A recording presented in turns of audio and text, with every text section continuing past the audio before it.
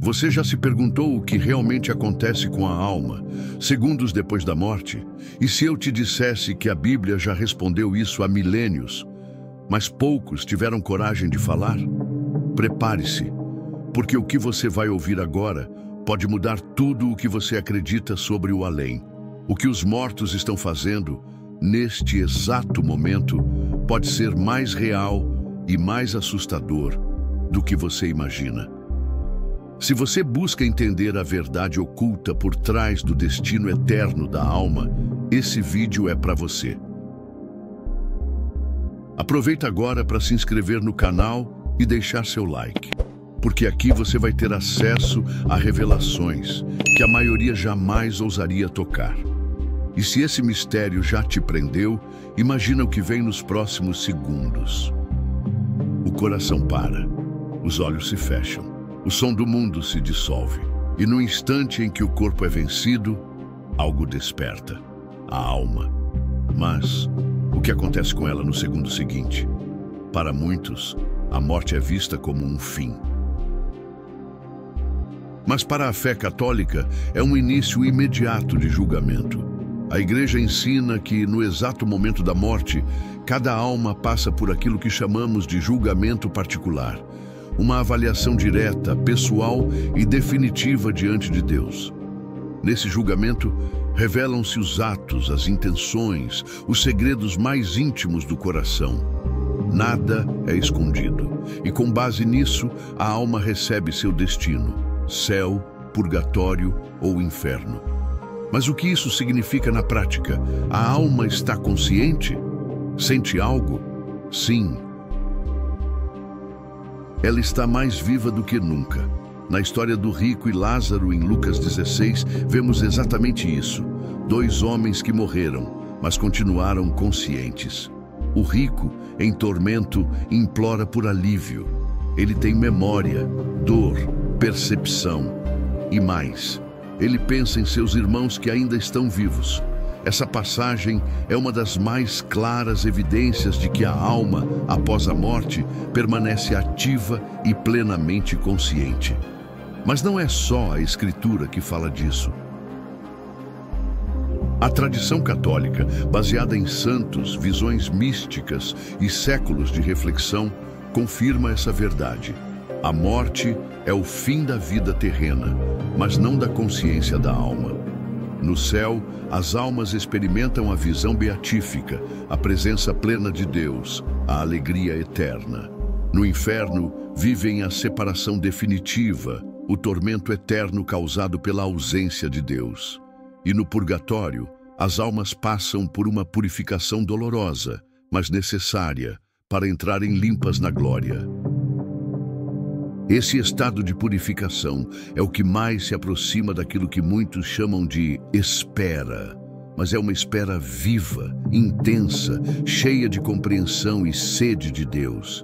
É nesse ponto que o silêncio após a morte se revela mais perturbador, porque não é um silêncio de inatividade, é um silêncio de confronto. A alma, sem o corpo, vê tudo com clareza assustadora. Quem foi, o que fez, o que rejeitou. Ela compreende o bem que poderia ter feito e não fez. Ela sente a ausência da graça ou o abraço da misericórdia, sem mais tempo, sem máscaras. E mesmo no purgatório, esse agora é intenso. Não há tempo como o nosso.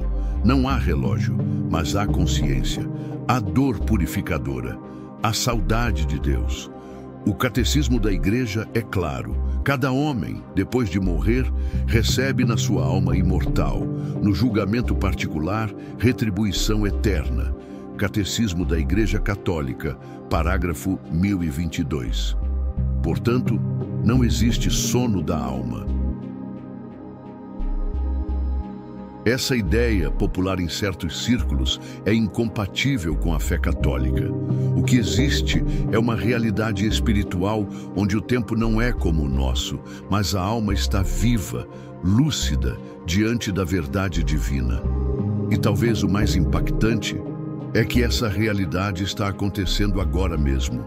Enquanto você assiste a este vídeo, há almas diante de Deus, almas no céu, adorando, almas no purgatório, clamando, almas no inferno, afastadas para sempre. Há um movimento invisível, um silêncio gritando no plano espiritual, e nesse silêncio, uma verdade esquecida pela maioria. A morte não é o fim, é o início da revelação. Aqueles que partiram não desapareceram. Eles estão em algum lugar. E entre os que foram condenados e os que já estão na glória, existem almas em processo, almas em espera, e é sobre elas que falaremos agora. Se a alma não dorme, se ela desperta diante de Deus no instante da morte, a pergunta inevitável é: e as almas dos justos? Onde estão agora? Aqueles que viveram com fé, que amaram a Deus, mesmo com falhas, que morreram em estado de graça. Para onde foram? Segundo a doutrina da Igreja, esses são os que recebem a maior de todas as recompensas, a visão beatífica, a presença total, eterna e infinita de Deus. No instante da morte, se a alma está purificada, ela é acolhida na glória celestial. Não espera, não sofre. Ela entra na luz, uma luz tão forte e perfeita que nenhuma linguagem humana pode descrever. Como diz o Catecismo, os que morrem na graça e na amizade de Deus e estão perfeitamente purificados, vivem para sempre com Cristo. São semelhantes a Deus porque o veem tal como Ele é, face a face. Catecismo da Igreja Católica, parágrafo 1023. É o cumprimento da promessa de Jesus ao bom ladrão. Hoje estarás comigo no paraíso. Em Lucas 23, 43. Mas o que significa essa presença? Significa que a alma vê, compreende, vive. Ela não perde sua identidade, ela não se dissolve. Pelo contrário, ela se torna plena, sem pecado, sem dúvida, sem dor. Essas almas justas estão vivas na eternidade, mas mais do que isso, intercedem por nós. Elas oram como membros da Igreja triunfante junto a Deus. É por isso que a Igreja venera os santos. Porque sabemos pela fé que eles não estão em repouso inconsciente, mas em atividade espiritual profunda, em comunhão com os vivos por meio da oração. Santa Teresa de Lisieux escreveu: "Passarei meu céu fazendo o bem sobre a terra." Ela não mentia, ela compreendia. Essas almas veem nossas lutas, elas intercedem, clamam, se unem a Cristo para nos fortalecer. Mas há algo ainda mais misterioso. A tradição nos ensina que no céu, as almas não sentem o tempo como nós. Para elas, tudo é presente eterno. Elas não esperam. Elas vivem o agora divino. É o que São Tomás de Aquino chamava de eternidade, como o abraço constante da presença de Deus. Mas mesmo nessa glória, há um detalhe que poucos compreendem. As almas, embora já estejam com Deus, ainda esperam a ressurreição dos corpos. Sim, mesmo os salvos, os glorificados, ainda aguardam, não em dor, mas em expectativa. O dia em que seus corpos também serão transformados. O dia da ressurreição final. O dia em que alma e corpo serão unidos novamente, gloriosamente. O livro do Apocalipse fala de mártires clamando debaixo do altar, dizendo: "Até quando, ó Senhor, tu não julgas nem vingas o nosso sangue sobre os que habitam sobre a terra?" Apocalipse 6:10. Eles estão no céu, mas ainda clamam, ainda sentem. Isso mostra que a eternidade não é inatividade. É presença viva, ardente, santa. E essas almas estão agora mesmo diante de Deus.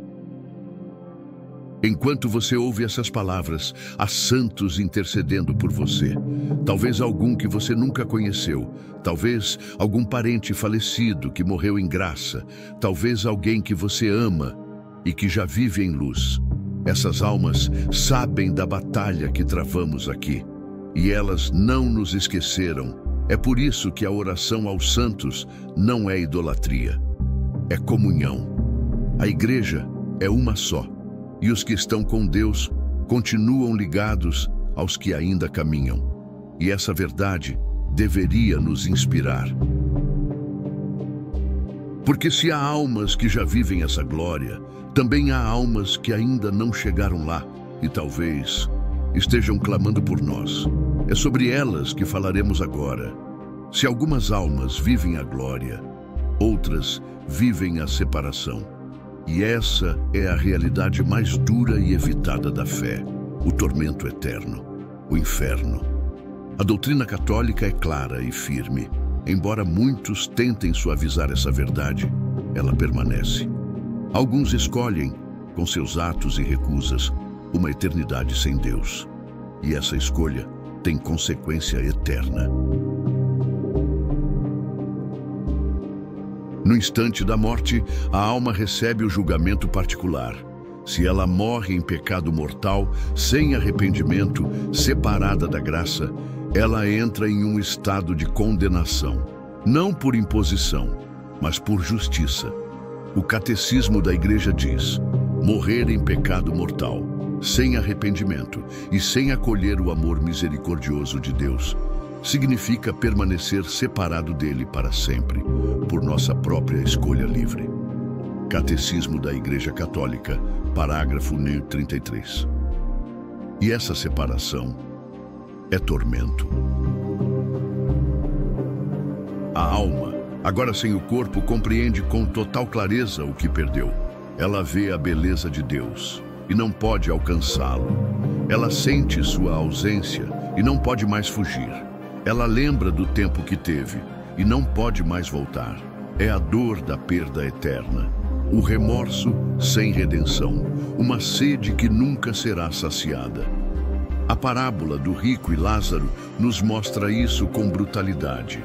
O rico, condenado, clama por uma gota d'água, uma só, mas não pode tê-la. Ele não amaldiçoa Deus, ele não blasfema. Ele apenas implora, tarde demais. E o mais perturbador, ele ainda se lembra da terra, dos seus irmãos, ele tem memória, consciência, dor. Ele vive, mas sem Deus. Esse é o estado das almas em tormento, consciência sem consolo, e diferente do purgatório, que é purificação com esperança, o inferno é separação sem retorno. Santo Afonso de Ligório escreve: o maior castigo do inferno não é o fogo, é a perda de Deus. E essa verdade deveria nos estremecer. Porque muitos vivem hoje como se o inferno fosse uma metáfora, como se o amor de Deus anulasse a justiça. Mas a Escritura é clara. O próprio Cristo falou sobre o inferno mais do que qualquer outro personagem bíblico. Em Mateus 25:41, Jesus diz: apartai-vos de mim, malditos, para o fogo eterno, preparado para o diabo e seus anjos. Esse apartai-vos é a condenação. É a porta fechada para sempre. E o mais impactante é perceber que essas almas existem agora, neste exato momento. Enquanto você assiste a almas em tormento eterno, elas clamam, gritam, mas não por salvação, porque sabem que não há mais retorno. É uma dor que não diminui com o tempo, porque na eternidade não há tempo. E não, elas não estão ardendo num caldeirão como nas imagens infantis.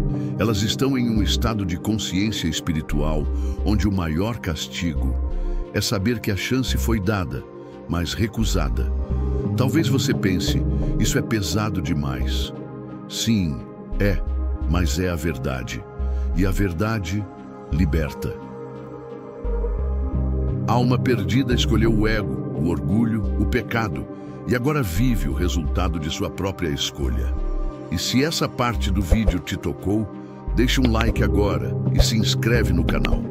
Não para dar ibope a um conteúdo sombrio, mas porque a verdade precisa ser dita. E aqui a gente vai até o fim, mesmo que a revelação assuste. Agora, e quanto às almas que não estão perdidas, mas também ainda não estão na glória, as que morreram em graça, mas com manchas na alma. As que amaram, mas não foram purificadas por completo. Onde estão? O que fazem? É sobre elas que falaremos agora. Nem todas as almas vão direto para o céu, e nem todas se afastam para sempre de Deus. Existe um lugar, ou melhor, um estado espiritual, reservado para aquelas que morreram em amizade com Deus, mas ainda precisam ser purificadas. Um lugar de misericórdia, sim, mas também de fogo. Esse lugar se chama purgatório. A palavra vem do latim purgare, que significa purificar. E é exatamente isso que o purgatório é. Um processo espiritual de limpeza da alma, uma preparação final, antes da glória eterna. A doutrina católica ensina com clareza: as almas que morrem na graça e na amizade de Deus, mas ainda imperfeitamente purificadas, passam por uma purificação após a morte, a fim de obterem a santidade necessária para entrar na alegria do céu. Catecismo da Igreja Católica, parágrafo 1030. Não se trata de castigo, mas de misericórdia. É um fogo que cura e não queima para destruir. Mas o que acontece com essas almas durante esse tempo? Segundo testemunhos de santos como Santa Catarina de Gênova e Santa Faustina, as almas do purgatório têm plena consciência do que lhes falta e de quem Deus é. Elas sentem uma dor profunda, mas não é o desespero do inferno. É uma saudade insuportável da presença divina, misturada com a esperança de alcançá-la. É como estar diante da porta do céu e saber que só poderá atravessá-la quando estiver completamente purificada. Essa espera, esse entre-lugar, é marcada por oração, arrependimento e um desejo intenso de união com Deus. E aqui está algo poderoso. Essas almas não podem mais se ajudar sozinhas. Elas dependem das orações dos vivos. E mesmo nesse processo, elas também intercedem por nós, clamando a Deus em nosso favor. É uma corrente de graça mútua. Elas recebem ajuda de nós e oram por nós em retorno. Por isso, a Igreja sempre ensinou a importância de rezar pelos mortos, não por pena, mas por caridade. Quando você reza por alguém que partiu, especialmente no mês de novembro, no dia de finados, você fortalece essa rede espiritual. Almas recebem alívio e, em gratidão, intercedem por você diante de Deus. Muitos santos testemunharam essa comunhão de orações. Santa Brígida de Vadstena teve visões detalhadas, mostrando como as almas agradeciam quando recebiam oração. São Padre Pio via, durante suas missas, almas do purgatório no altar, pedindo ajuda e orando por aqueles que intercediam por elas. Isso nos mostra que o purgatório não é um limbo vago, é um campo espiritual vivo, cheio de almas clamando, esperando, chorando, em purificação e intercedendo por nós, em ação de amor recíproco. E talvez alguém que você amou esteja lá agora. Não encerrou sua missão. Não está completamente distante. Sua alma pode estar orando por você, com gratidão, e espera pela própria purificação. Essas almas sentem gratidão profunda. E quando voltarem à glória, intercederão continuadamente por nós, com ainda mais fervor. O purgatório é, ao mesmo tempo, lugar de dor e de esperança. É um fogo que purifica, para que nada impuro entre na presença de Deus. E é um estado de oração recíproca, das almas por nós e de nós por elas. E sim, essas almas estão em espera, mas uma espera que terminará em glória e que, enquanto dura, fortalece a comunhão espiritual entre vivos e mortos. Agora que entendemos esse estado, devemos olhar para outra dimensão, o tempo, porque tudo isso acontece fora do tempo como conhecemos. O agora das almas não é o nosso agora. E para entender o que significa o que os mortos estão fazendo agora, precisamos compreender o tempo divino. É sobre isso que falaremos agora. Enquanto aqui os minutos correm, lá não existe relógio. O tempo do espírito não é o tempo da carne. Desde os primeiros séculos da fé, os santos e doutores da igreja afirmam: Deus não está preso ao tempo. Para ele, tudo é presente eterno. Não há passado, não há futuro. Há apenas o agora divino. São Tomás de Aquino explica que a eternidade é a posse total, simultânea e perfeita da vida sem fim. Isso significa que para Deus, todos os momentos estão diante dele ao mesmo tempo. E de modo misterioso, as almas que saem deste mundo entram nesse mesmo tipo de existência. É por isso que a nossa linguagem estão agora no céu, ainda estão no purgatório, esperam o juízo. É limitada, não porque está errada, mas porque é humana. No plano espiritual, não há tempo como o conhecemos. O que para nós pode parecer espera, para a alma pode ser plenitude. No purgatório, por exemplo, mesmo havendo dor e purificação, não há tempo cronológico. É um estado, não uma contagem. A alma não sabe quantos dias ou anos faltam. Ela apenas sabe que está indo em direção a Deus. E isso basta. Da mesma forma, no céu, os santos não estão aguardando impacientes a ressurreição final. Eles vivem em Deus, e isso é tudo. Mas então, o que os mortos estão fazendo agora? Do nosso ponto de vista, eles esperam, clamam, intercedem. Mas do ponto de vista espiritual, eles simplesmente são. Estão na presença, ou na ausência, ou na purificação. Estão vivendo o eterno agora de Deus. É por isso que nossas orações pelos mortos, mesmo feitas muitos anos depois de sua morte, ainda têm valor. Porque o tempo de Deus é perfeito, e sua graça age fora da nossa lógica cronológica. Imagine rezar hoje por alguém que morreu há 50 anos. Aquela oração, diante de Deus, pode ter sido considerada no instante do julgamento daquela alma. Isso não é um truque místico, é mistério divino. O mesmo vale para o céu.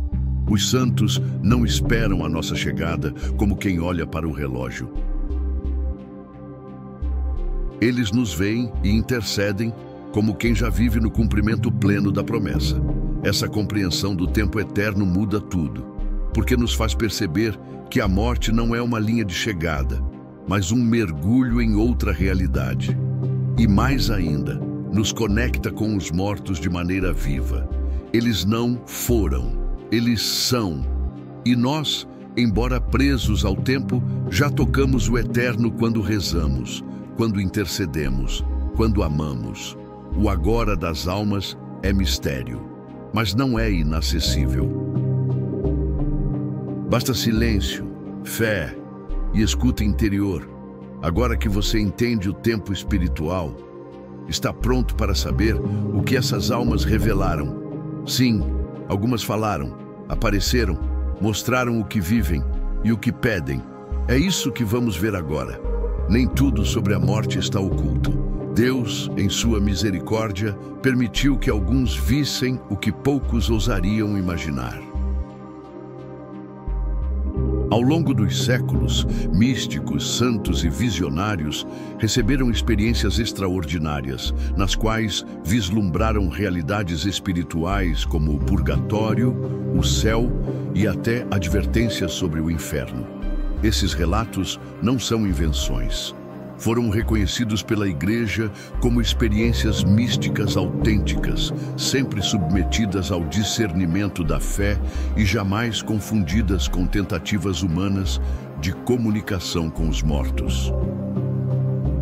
Santa Faustina Kowalska, conhecida pela Divina Misericórdia, escreveu em seu diário que viu o purgatório. Ela descreveu um lugar envolto em neblina espiritual, onde almas sofriam em silêncio, esperando o alívio das orações. O que mais a tocou não foi o que viu, mas o que sentiu. Essas almas sofrem intensamente, mas sabem que vão ao encontro de Deus. Sua maior dor é o desejo de Deus ainda não saciado.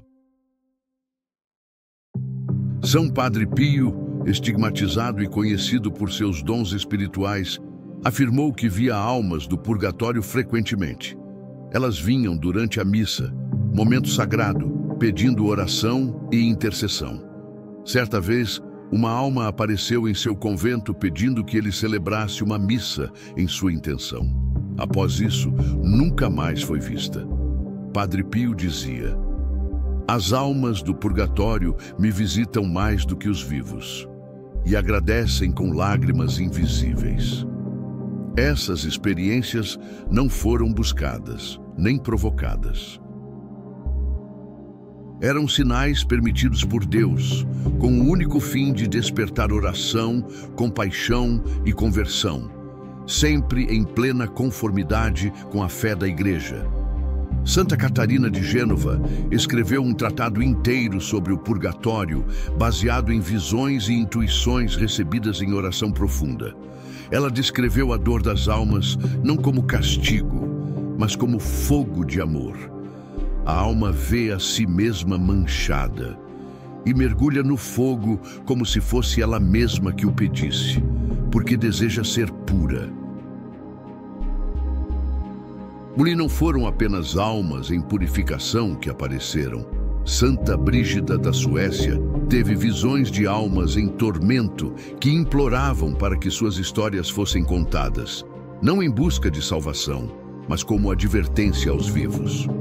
Uma das mais marcantes era de uma mulher vaidosa, envolta em escuridão espiritual, repetindo: "Agora vejo, mas é tarde." Essas revelações não são doutrina, mas iluminam aquilo que a Igreja já ensina. A alma permanece viva, consciente e em estado espiritual compatível com sua vida terrena. E em muitos casos, essas almas clamam, intercedem, não com palavras humanas, mas com gritos espirituais que tocam os corações sensíveis à oração. A comunhão dos santos é viva. Estamos ligados aos que já partiram por uma ponte invisível de fé, caridade e intercessão. O Concílio de Trento ensinou: é bom e salutar rezar pelos mortos, para que sejam livres de seus pecados. Essas experiências místicas não são histórias bonitas, são sinais, alertas. E o mais impressionante, continuam acontecendo até hoje. Em Fátima, a Virgem Maria mostrou o inferno às crianças, não por crueldade, mas por compaixão. Almas caíam como folhas, em um silêncio eterno, uma imagem que marcou a história da fé. Tudo isso aponta para uma verdade misteriosa e poderosa. A morte não silencia a alma, ela a liberta para uma nova consciência, e em muitos momentos, essas almas suplicam, com intensidade espiritual. E talvez agora mesmo alguém esteja esperando a sua oração. Talvez o que os mortos estão fazendo agora seja pedindo ajuda e orando por você. Agora que ouvimos essas vozes do além, resta a pergunta: e nós, o que faremos com essa revelação? Depois de tudo o que ouvimos, depois de mergulhar na realidade espiritual das almas, dos justos, dos condenados, dos que estão em purificação, a pergunta agora se volta para você. E se você morresse hoje, como estaria sua alma? Essa pergunta não é para gerar medo gratuito. Ela é um convite à consciência, a lembrar que a morte não espera. Ela chega, em silêncio, sem avisar. E no instante seguinte, a alma desperta, sem máscaras, sem desculpas, apenas a verdade, diante de Deus. Por isso, essa revelação não é apenas curiosa, ela é urgente. Porque saber o que os mortos estão fazendo agora nos obriga a pensar sobre o que estamos fazendo ainda vivos. Quantas vezes ignoramos os sinais? Quantas vezes abafamos a voz da consciência? Quantas vezes deixamos para mais tarde a reconciliação, a oração, a confissão? As almas do purgatório esperam com dor, mas com esperança. As do céu vivem em luz, intercedendo. As do inferno sofrem por não ter escutado a tempo, e você ainda tem tempo. Você está ouvindo esta mensagem agora. Isso já é um sinal. Não ignore. Volte à oração. Busque a confissão. Reze pelos seus mortos. Peça ajuda aos santos. Ofereça missas pelas almas esquecidas. E viva cada dia como se fosse o último, não com pânico, mas com propósito. Lembre-se, o fim não é o fim, mas só para aqueles que escolhem a vida eterna aqui, agora. Se esse vídeo tocou algo em você, deixe seu like agora e se inscreva no canal. Não por número, mas porque essa mensagem precisa continuar sendo ouvida. E só com a sua ajuda ela chegará a mais pessoas. Talvez hoje, por sua causa, uma alma encontre alívio. Talvez uma conversão comece agora, por sua partilha. Você não é espectador dessa história. Você é parte do enredo espiritual que liga céu, terra e eternidade. E agora, chegamos ao ponto final. Mas antes, uma última pergunta. Você está pronto para o que acontece segundos depois da sua morte? Se essa pergunta tocou você de verdade, comente aqui abaixo. O fim não é o fim. Agora você sabe, as almas não descansam como muitos imaginam. Elas vivem em glória, em purificação ou em separação eterna. Cada segundo após a morte é mais intenso do que a vida terrena. E o que os mortos estão fazendo agora deveria nos alertar sobre como estamos usando cada segundo que ainda temos. Neste vídeo, aprendemos que, no céu, as almas dos justos contemplam a presença de Deus e intercedem por nós em plena comunhão com Cristo. No purgatório, elas sofrem purificação, mas também recebem alívio graças às nossas orações. No inferno, estão conscientes da separação definitiva, vivendo o resultado de suas escolhas, conforme ensinado pela Igreja e pelos Evangelhos. E o mais impressionante, esse momento está acontecendo agora, em uma dimensão além do tempo humano. Mas para você, ainda há tempo. Você pode escolher viver em paz com Deus, rezar pelos que partiram, buscar a reconciliação e preparar sua alma para a eternidade. Então, não ignore esse chamado. Reze hoje. Viva no estado de graça. Interceda pelas almas que ainda esperam. E se este vídeo abriu seus olhos para a realidade espiritual, compartilhe com quem precisa ouvir essa mensagem. Deixe seu like.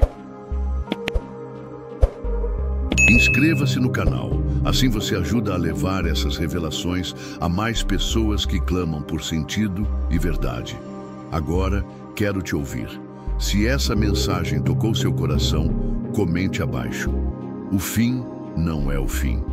Essa frase carrega um mistério, mas também uma promessa, porque para quem vive em Deus, a morte não é o encerramento, é apenas o início de algo eterno.